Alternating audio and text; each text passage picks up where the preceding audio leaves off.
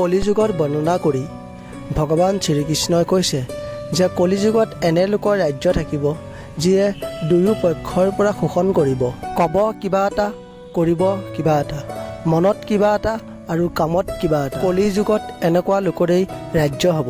সেইদৰে এনে লোক কলিযুগত থাকিব যাক অতি জ্ঞানী আৰু ধ্যানশীল বুলি কোৱা হ'ব, জ্ঞানৰ কথা ক'ব, কিন্তু তেওঁলোকৰ আচৰণেই আখৰিক হ'ব।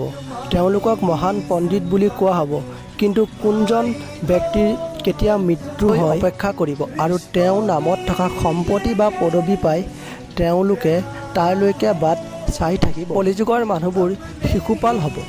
কলিযুগত ল'ৰা ছোৱালীৰ প্ৰতি থকা মৰমৰ বাবে ইমানেই কৰিব যে তেওঁলোকৰ বিকাশৰ সুযোগ নাপাব।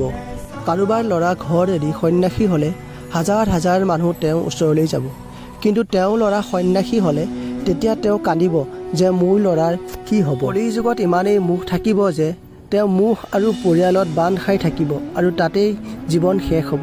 শেষত দুখীয়া আৰু অনাথ হৈ মৃত্যু হ'ব। কলিযুগত ধনী মানুহে ল'ৰা ছোৱালীৰ বিয়াত, ঘৰৰ উদযাপনত, সৰু ডাঙৰ উৎসৱত লাখ লাখ টকা খৰচ কৰিব, কিন্তু ওচৰ চুবুৰীত কোনোবাই যদি ভোক বা পিয়াহ লাগিছে তেন্তে তেওঁলোকৰ পেট আছেনে নাই চাবলৈ পাহৰি থাকিব। নিজৰ আত্মীয়ই ভোকত মৰিব আৰু তেওঁলোকে চাই থাকিব। আনহাতে তেওঁলোকে আনন্দ, মদ মাংস খোৱাৰ, সৌন্দৰ্য আৰু নিচা আদিৰ বাবে ধন খৰচ কৰিব, কিন্তু কাৰো চকু পানী মচিবলৈ আগ্ৰহী নহ'ব। কলিযুগৰ মানুহ তললৈ পৰিব, তাৰ জীৱন অৱনমিত হ'ব।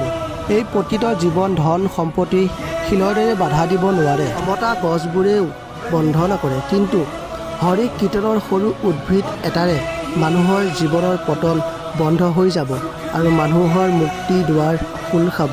অৰ্থাৎ হৰি কীৰ্তন কৰিলে মানুহে মুক্তি লাভ কৰিব। হে অৰ্জুন, এয়াই আছিল কলিযুগৰ সত্য আৰু এই সত্য কোনেও খণ্ডন কৰিব নোৱাৰে। কলিযুগত যি হ'ব সেয়া মই আজি তোমাৰ আগত ব্যক্ত কৰিলোঁ।